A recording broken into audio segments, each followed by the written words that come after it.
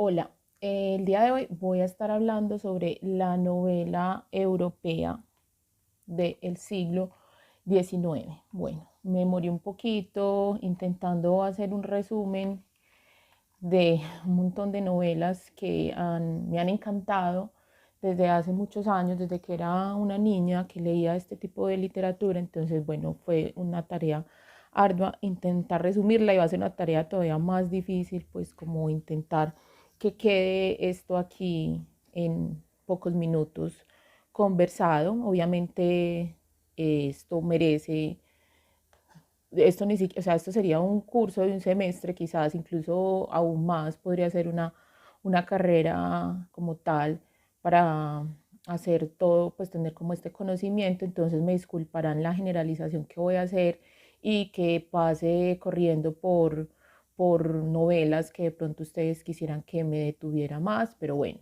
no sé, si desean que me extienda en alguna novela, pues pueden hacer los comentarios pues la podemos, pues como se puede hacer más adelante, una ampliación sobre alguno de estos aspectos o de alguna de las novelas. Bueno, entonces como les decía, hoy vamos a hablar de la novela del siglo XIX. eh, para que entiendan de pronto algunas de las cosas que voy a dar aquí por obvias y por sentadas. Entonces sí es importante como mirar los videos que hice previamente sobre la literatura europea, de la premodernidad y la de la modernidad, para entender esta del siglo XIX. Bueno, entonces, el siglo XIX se dice es el siglo de la novela, es el siglo en el que más se experimenta con este, bueno, sí, desde el siglo XIX, en el XX también, pero en el siglo XIX empieza a hacerse una importante eh, eh, experimentación con la novela, y vamos a encontrar vertientes. Se ha escuchado mucho, por ejemplo, que se hablan de las escuelas, ¿cierto? Entonces tenemos, o de las tendencias, por ejemplo, la escuela del romanticismo. Entonces ustedes ven que se habla sobre el romanticismo y el realismo y el naturalismo, ¿cierto? Y se ha explicado de esa manera, mmm, por escuelas y cronológicas, la literatura, pero meter una cantidad de novelas, o sea, la producción de novela es muy, muy grande en el siglo XIX. Entonces, meterlas como en esos moldes tan reducidos quita esa diversidad de las formas de representación que tenía la novela. Por lo tanto, yo en este video no voy a explicar nada de lo que es el romanticismo o de lo que es el realismo. No obstante, implícitamente va a quedar ahí ligado, ¿cierto? Porque ustedes verán que aparecen ahí, en lo que voy a decir, grandes representantes de estas dos corrientes de la novela, ¿cierto? Que es el romanticismo y el realismo. Bueno, entonces, la novela del siglo XIX vamos a encontrar entonces que va a existir, esas novelas van a representar una relación entre el individuo, medio social, ¿cierto? El individuo, su relación con el medio social, pero aquí va a entrar algo muy importante, y es el factor histórico y etnográfico. Entonces, algo que antes no se tenía en cuenta en el siglo XIX ingresa y tiene que ver entonces con no solo el medio social donde estaban, que ya la veíamos en las novelas del siglo XVIII, sino que va a entrar el factor histórico y etnográfico, es decir, va a entrar lo que tiene que ver con la nación, a ser uno de los elementos importantes de la novela. Bien, entonces el debate se va a hacer continuar, ese debate que veníamos viendo desde antes, desde el siglo XVIII, el debate entre el encantamiento de la interioridad y sus adversarios, es decir, entre el idealismo y el escepticismo.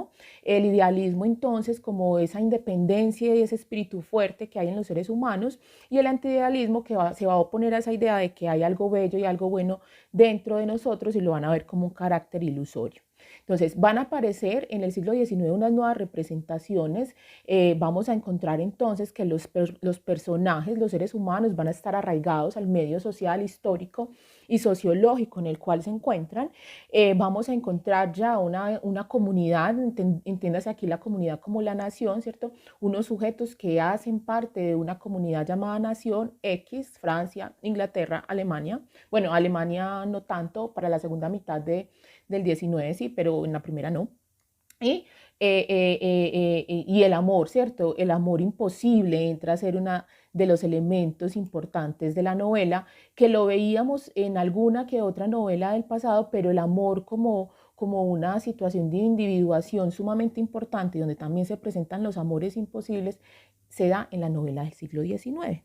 Entonces, ¿cómo así que el arraigo? ¿Cómo que vemos en la novela del siglo XIX el arraigo? Bueno, aquí ya nos podemos empezar también podemos empezar a pensarlos las novelas latinoamericanas del siglo XIX, ¿cierto? Entonces, ¿qué es el arraigo? Pues es una respuesta al dualismo, ¿cierto? Entonces veíamos que en el dualismo del siglo XVIII, de esa novela de la modernidad, encontrábamos que los seres humanos nacían pues como en una sociedad y que había una relación del individuo con la sociedad. Ese es el dualismo, o sea, el sujeto, el ser humano es un sujeto, es un individuo, pero además de eso está relacionado con la sociedad. Y ahí hay un dualismo, hay una cuestión que afecta a los personajes de las novelas del siglo XVIII.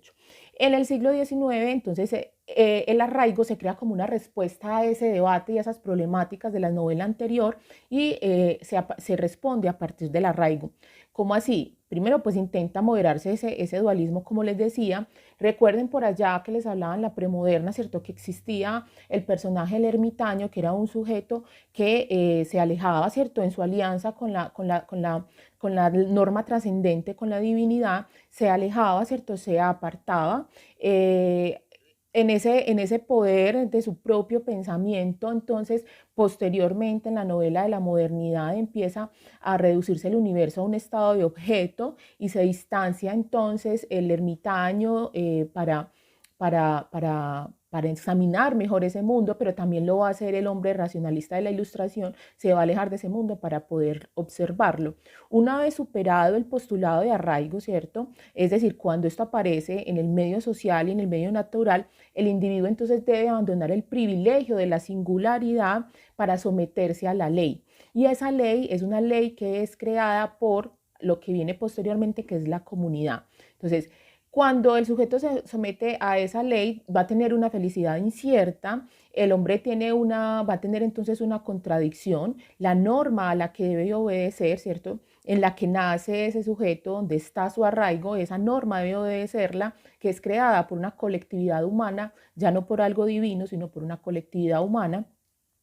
Es una ley que es anónima y es obligatoria, lo que convierte a los seres humanos o a los personajes de la novela del siglo XIX en amos de la ley porque la hacen, pero también en esclavos de ella porque deben de asumirla por hacer parte de la comunidad, que es el segundo elemento que aparece en las representaciones de las novelas del siglo XIX.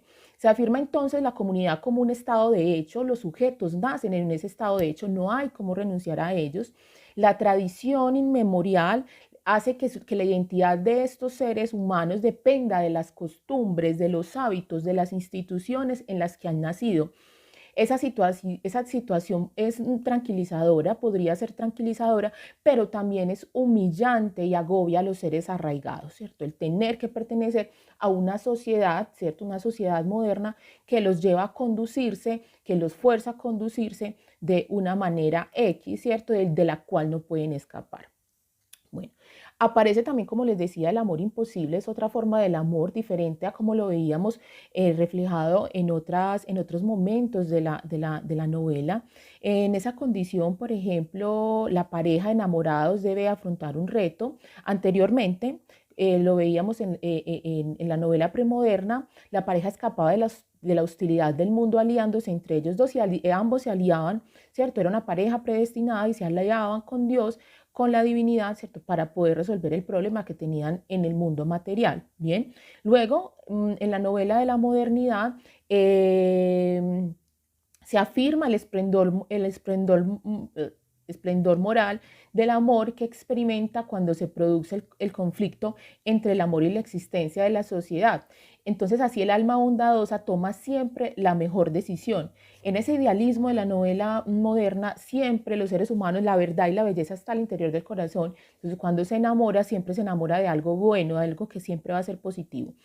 Para el caso del siglo XIX la situación no va a ser así, ¿cierto? Eh, mm, Cuando la normativa ya no viene de afuera, ¿cierto? Ya no es de la divinidad, sino que es creada por la misma comunidad. Si el amor, si usted se enamora de alguien que no cumple con esa norma social, ¿cierto? Que contradice la norma comunitaria, ese amor está destinado al fracaso, ¿cierto? Y a la desdicha.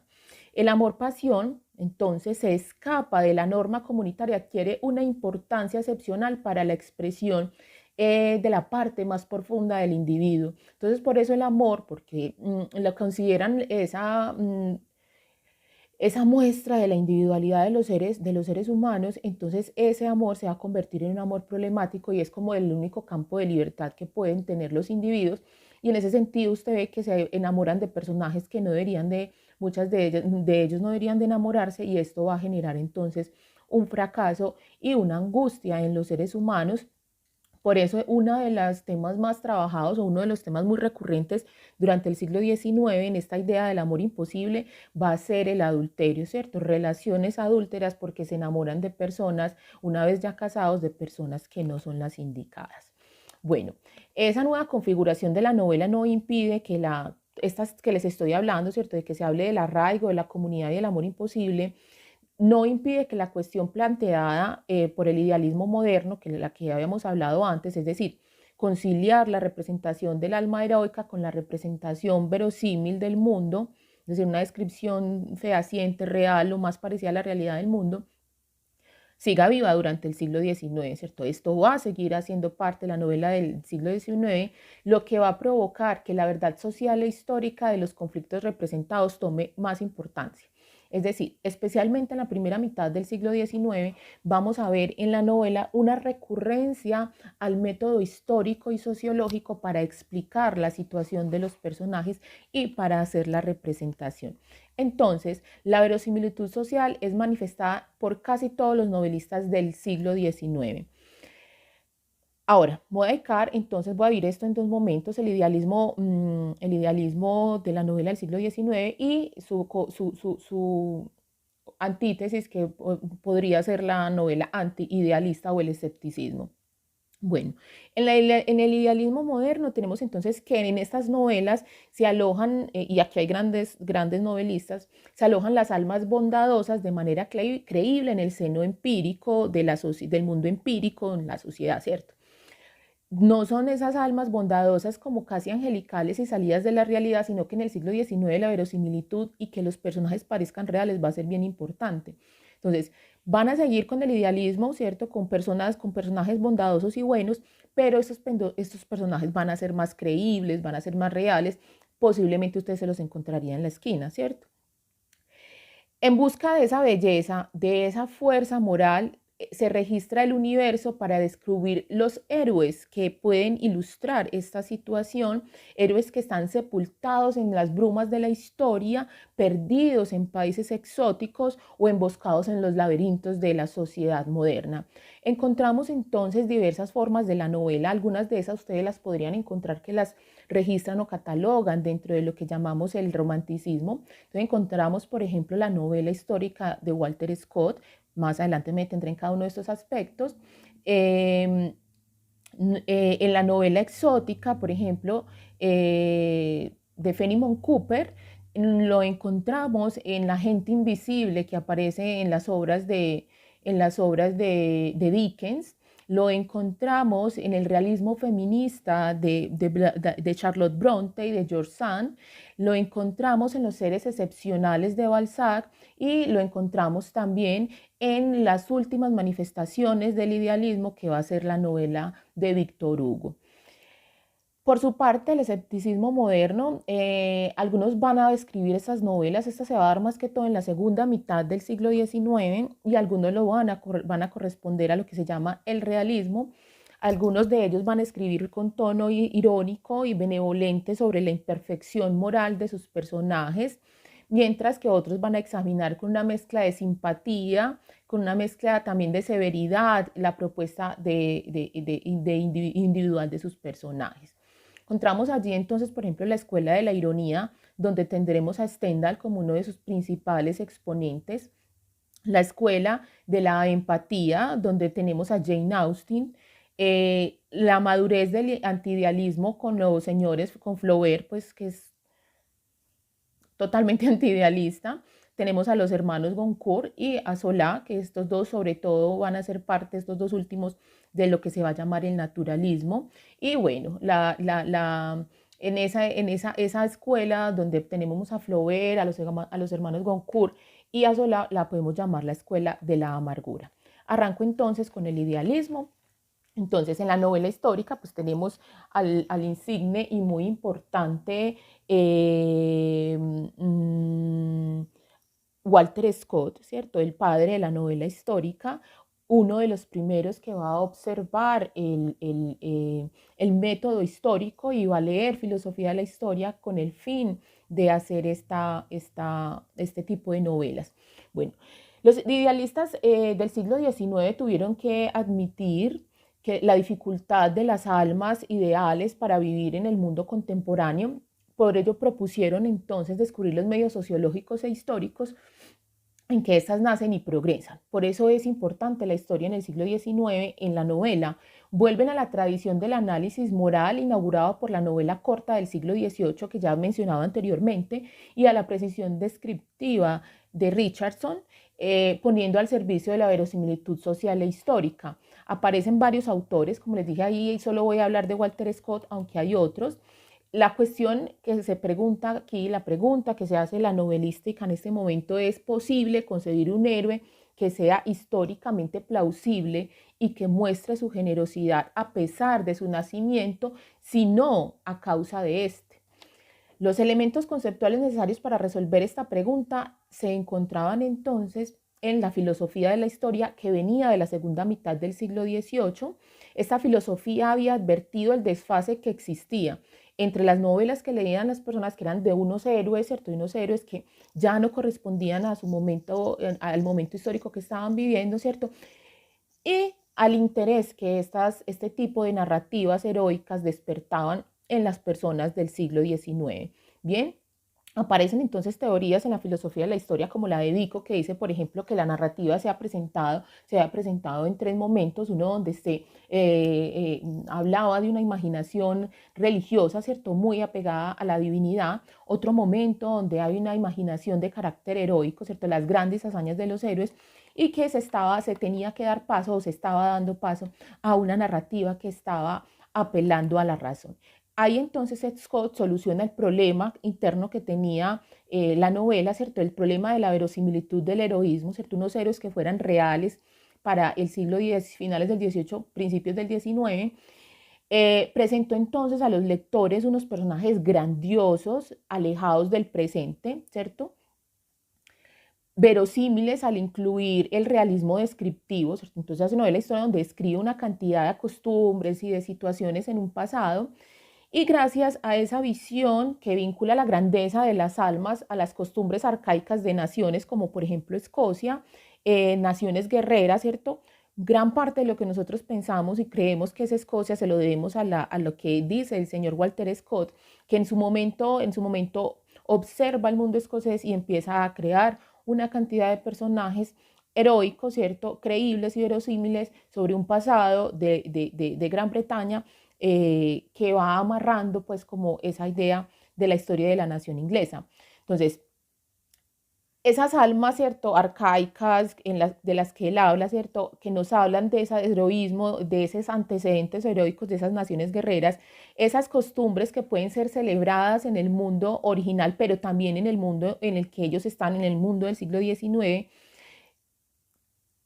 es lo que hace, ¿cierto? Hace que el público se interese en leer las obras de Walter Scott. Recuerden que en el siglo XIX las novelas no son una categoría de lectura muy agradable, ¿cierto? No la consideraban alta literatura y no era importante. Entonces, una de las labores que hace Walter Scott es entonces ganarse a los que querían las grandes hazañas, ¿cierto?, esas grandes héroes, y a los que desconfiaban de las exageraciones de la novela. Es que una de las razones por las que no gustaba la novela, porque la novela era demasiado idealista y salida de los cabellos. Entonces la gente que estaba racionalista, que estaba leyendo filosofía, que estaba leyendo ciencia, leer novela pues era realmente un total desocupación.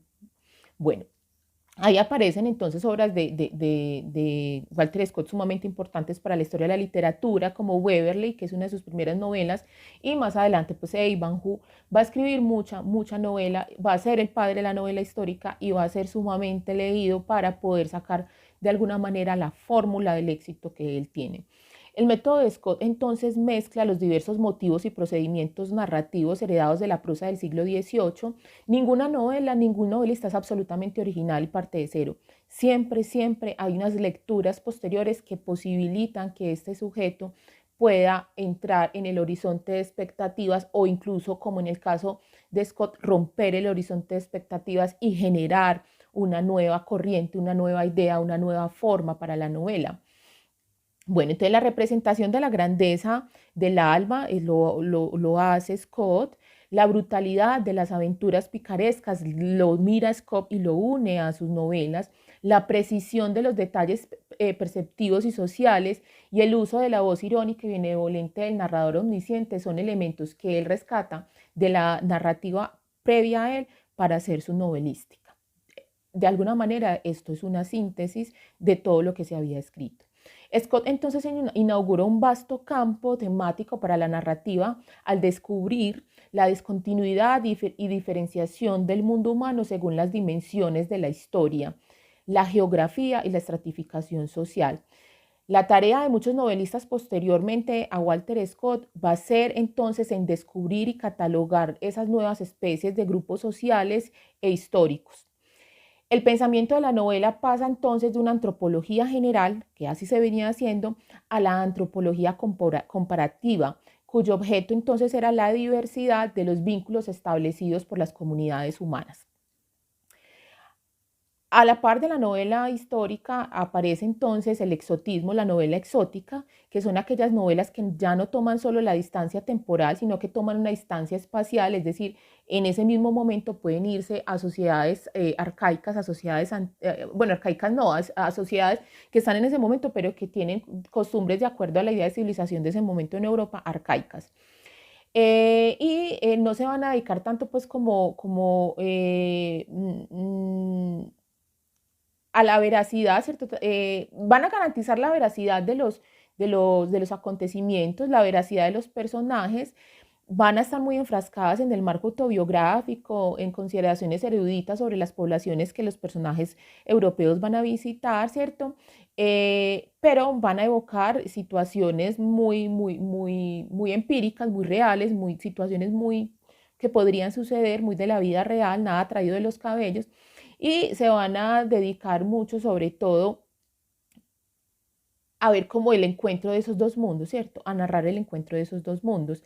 Bueno, entonces, tenemos en ese exotismo un exotismo histórico y un exotismo sentimental. El exotismo histórico son aquellas sociedades, ¿cierto? Aquellos que se van a mirar sociedades arcaicas, no occidentales, con métodos de análisis perfeccionados por Scott, ¿cierto? En la novela histórica, y va a examinar el conflicto que tienen estos personajes europeos cuando se encuentran con la sociedad moderna. Un ejemplo muy bello de esto es El último mohicano de James Fenimore Cooper, una novela que se publica en el año de 1826.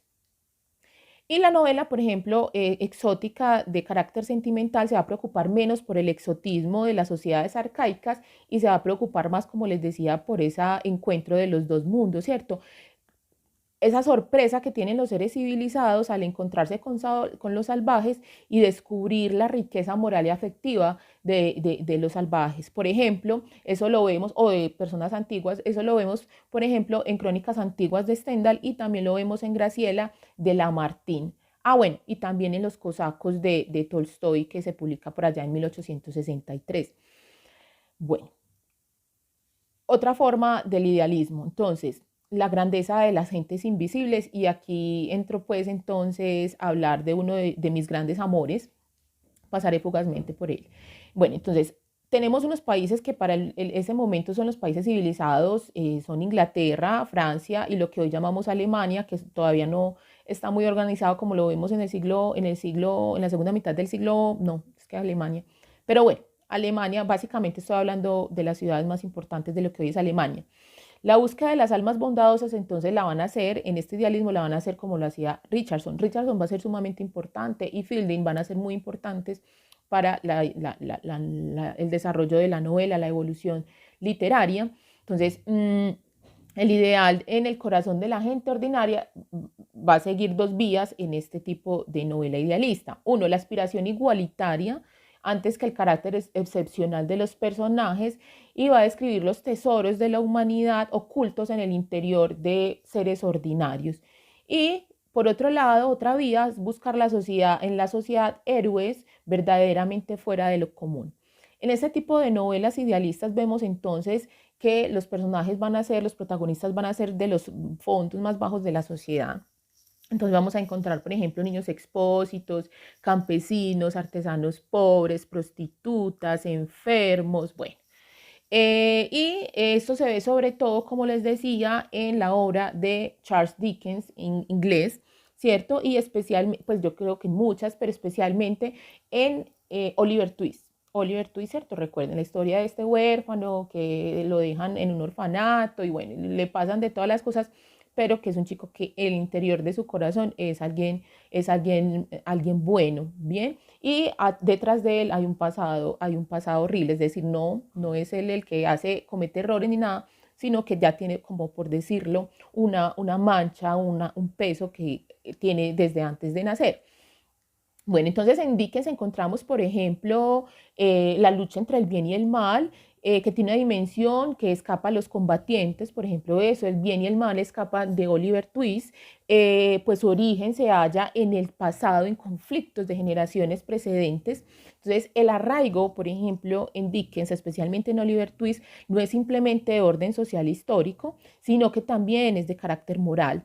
La falta oculta en la historia del pasado familiar, ¿cierto? La posibilidad de trascender el arraigo por parte de Oliver Twist solo puede darse por medio de su belleza, de su humildad y de su inocencia. Entonces, en Dickens vamos a encontrar mucho que apela a este tipo de personajes. Paso rapidísimo y me disculpará Dickens, pues, alma bendita, pero no me puedo detener. El idealismo feminista es otra forma entonces de la novela de esta primera mitad del siglo XIX. Allí encontramos entonces a las hermanas Bronte. En este idealismo feminista va a ser una reflexión sobre la situación de la mujer en esa época. En esas novelas, por ejemplo, las novelas idealistas antiguas, la mujer siempre ha estado en la novela, ¿cierto? Pero ha sido representada de formas muy diferentes. Entonces, en las novelas previas a eso, en la novela bizantina, en la novela de caballerías, en todas ellas la mujer siempre aparece y siempre está muy relacionada con la divinidad, ¿cierto? Y la mujer siempre aparece como una guía de los hombres, ¿cierto? Para poder trascender en el mundo, está relacionada, casi que es una Virgen María, ¿cierto? Esas son las protagonistas que tenemos previamente a la novela del siglo XIX. En la novela idealista moderna, entonces la mujer va a seguir encarnando, esto no va a cambiar tan rápido, va a seguir encarnando los valores de la moralidad sumamente elevados, representados por la castidad, la constancia, el talento innato de enseñar el bien, bueno, son superiores al medio, va a continuar. En el siglo XIX, entonces, la atención que se le va a prestar tanto a esas condiciones sociales como a la belleza interior de los personajes, ocultos o invisibles, le va a otorgar entonces más superioridad a la mujer, a lo femenino, y se va a convertir en el tema, o sea, esas grandes mujeres, esa posibilidad de la mujer, pero esa mujer también que es sometida, ¿cierto? Esa va a ser el tema de las novelas idealistas feministas, obviamente escritas por mujeres, feministas no, femeninas del siglo XIX, y tenemos, por ejemplo, como un gran ejemplo, la novela Jane Eyre, publicada en 1847 por Bronte. En ese idealismo tenemos entonces también los seres excepcionales, ¿cierto? Y también su antítesis, que serían esos demonios o esos personajes negativos que refuerzan la existencia del personaje positivo.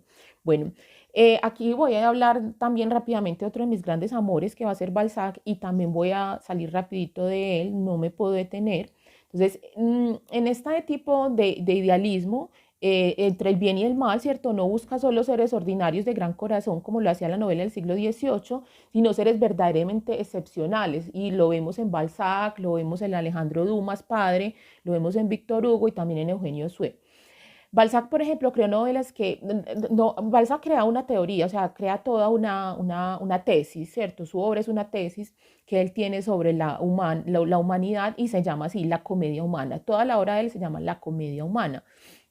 Entonces Balzac creó novelas que se aprovechan de toda la historia de la novela fue un gran lector de novela, entonces hace una síntesis de todo lo que había leído y digamos que empieza a resolver situaciones para la novela, para la evolución literaria. Entonces, por ejemplo, lo que hace Balzac es cuadricular un universo visible que divide en regiones y geografías dotadas de una especificidad fisionómica. Entonces uno ve que él se remite, el médico de aldea, bueno, él se remite a espacios geográficos pequeños en los cuales hace una representación y una ilustración y una descripción muy clara de esos espacios.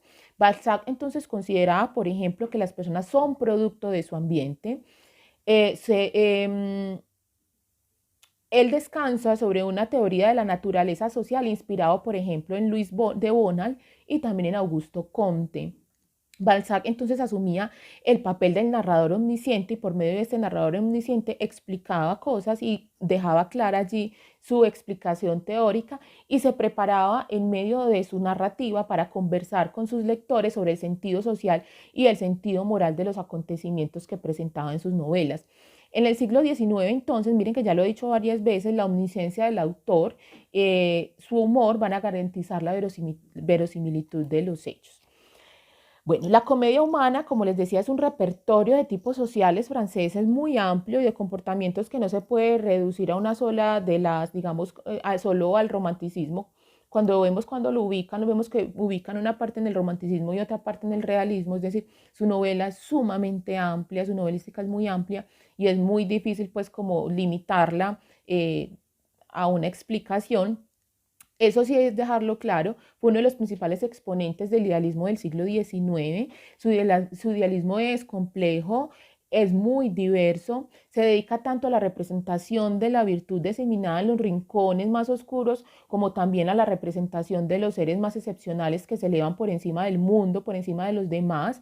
Sabía que existían pocas afinidades entre esos personajes dotados de fuerza fuera de lo común y la sociedad mercantil en la cual él se encontraba, que la sociedad pues como que queda después de la caída del primer imperio, pero él pensaba que solo esos seres extraordinarios eran dignos de vivir de servir de ejemplo en un mundo como el que era el mundo del siglo XIX, el mundo lleno de mediocridad, como él describe el mundo francés del pedazo de siglo que le toca vivir.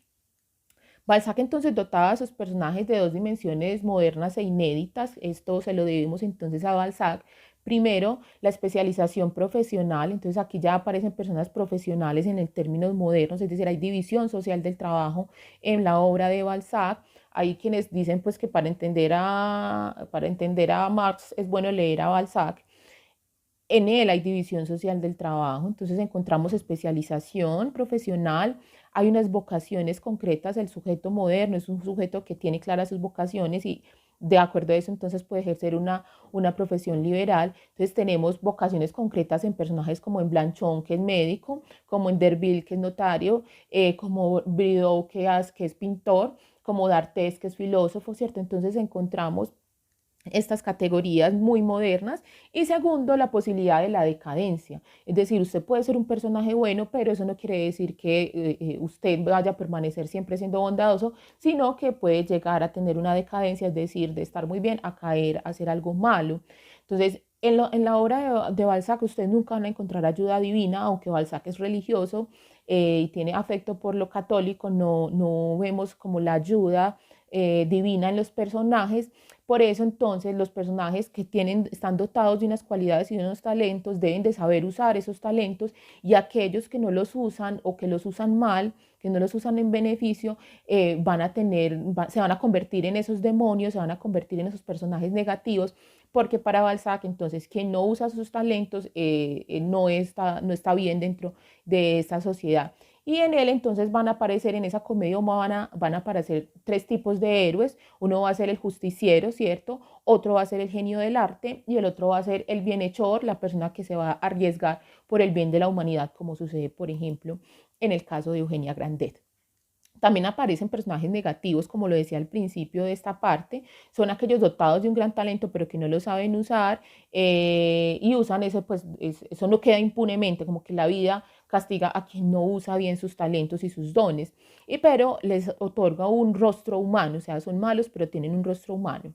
Pero Balzac obviamente no se inventa los demonios, no se inventa los personajes malos. Nosotros vemos, por ejemplo, desde 1818, cuando Mary Shelley publica el Frankenstein, que es un demonio, es tiene un personaje protagonista con unos rasgos sumamente negativos, ¿cierto? Es el gran demonio decimonónico que nos va a durar hasta ahora, que es un personaje que está dotado de una gran singularidad, pero además esa singularidad está dotada también de una soledad absoluta, de una fuerza sobrehumana y de un odio contra todo el mundo, ¿cierto?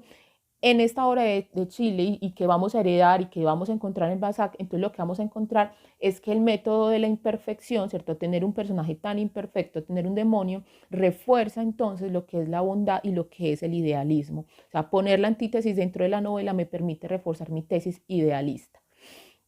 Ya a mediados del siglo XIX vamos a encontrar entonces la culminación del idealismo, la vamos a encontrar entonces en las obras finales de Balzac, pero especialmente la vamos a encontrar en dos novelas, sobre todo eso se va a llamar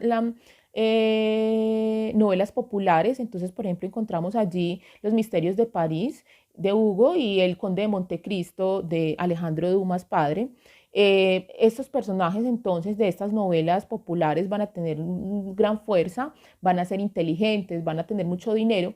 Sus narraciones, o sea, estos personajes son un poco creíbles, son seres profundos, sensibles, vulnerables y afligidos por una profunda melancolía que está dada porque cometieron un error en el pasado o porque algo les sucedió muy fuerte y necesitan, digamos, superar esta situación. Aparece también la heroína, pues una mujer que está, hay unos personajes malos, muy malos, absolutamente malos, ¿cierto? Que aparecen por todos lados. Piensen en Los Miserables, por ejemplo, cada acto que hace, se me olvidó el nombre, el protagonista, no me acuerdo.